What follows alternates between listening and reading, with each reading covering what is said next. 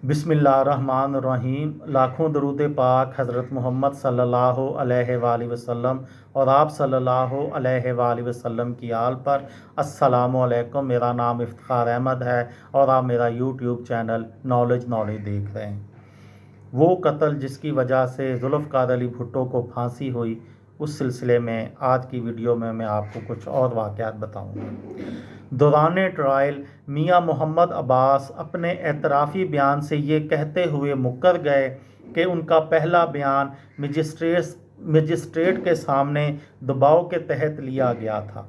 उन्होंने बयान दिया कि उसे किसी साजिश का इल्म नहीं और ना ही उन्होंने वादा माफ गवाह गुलाम हुसैन या फेडरल सिक्योरिटी फोर्स के किसी भी अहलकार को इस मकसद के लिए कोई असला मुहैया करने की हदायत दी थी।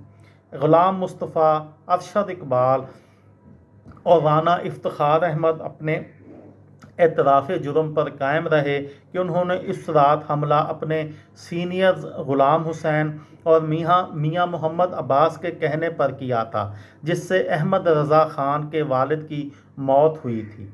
2 मार्च 1978 को ट्रायल मुकम्मल हो जाता है और 18 मार्च को केस का फैसला सुना दिया जाता है, जिसमें हाई कोर्ट के 5 जजों ने अपने फैसले में करार दिया कि शवाहिद की मौजूदगी में ये बात साबित होती है कि जुल्फ़िकार अली भुट्टो ने director general federal security force Masood Mahmood के साथ मिलकर अहमद रज़ा कसूरी को कत्ल करने की साजिश तैयार की थी और फेडरल सिक्योरिटी फोर्स के हमले के नतीजे में उनके वालिद मोहम्मद अहमद ख़ान कसूरी मारे गए थे।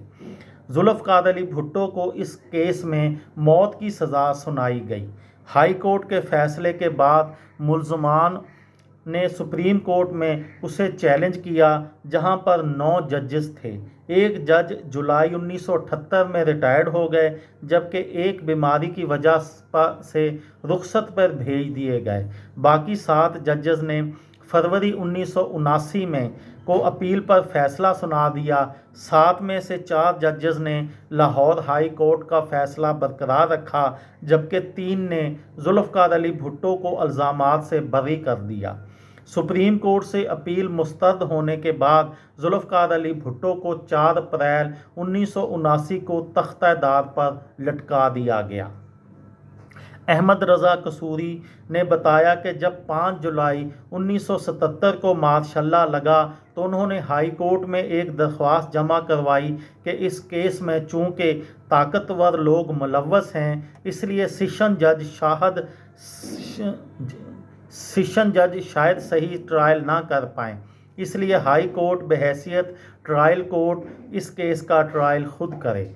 उन्होंने कहा कि इनकी दरख्वास्त पर अदालत ने असिस्टेंट एडवोकेट जनरल राशिद अजीज़ ख़ान, जो बाद में हाई कोर्ट के चीफ जस्टिस और सुप्रीम कोर्ट के जज भी बने, को तलब किया कि वो पेश हुए और 2 हफ्ते का वक़्त मांगा कि मैं हुकूमत से पूछ कर बताता हूँ कि क्या करना है।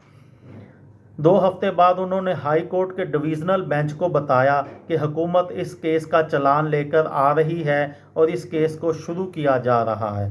अहमद रज़ा कसूरी के मुताबिक प्राइवेट पार्टी के लिए इतना बड़ा केस चलाना मुश्किल था, इसलिए उन्होंने अपने वकील से कहकर इस केस को हुकूमत के चालान के साथ नत्थी करवा दिया।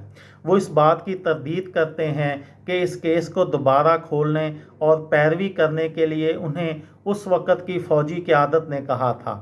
ताहम वो ये ज़रूर कहते हैं कि मार्शल्ला लगने के बाद ये केस दोबारा खुला तो उस वक़्त की मार्शल्ला हुकूमत इस केस में फ़रीक बन गई। मार्शल्ला के नफाज तक केस की सुस्त रवि के मुतल्लक उन्होंने कहा कि भुट्टो उस वक़्त एक ताकतवर वज़ीर आज़म थे और उनके होते हुए तफ्तीश कहाँ होनी थी, इसलिए जो ही वो मंजर से हटे मैंने भी अपनी कोशिश तेज़ कर दी। ये थी मेरी आज की वीडियो। किसी दोस्त को, किसी भाई को, किसी बहन को फ़ायदा हो तो मुझे दुआओं में याद रखिएगा। दिल दिल पाकिस्तान, जान जान पाकिस्तान। अस्सलाम वालेकुम।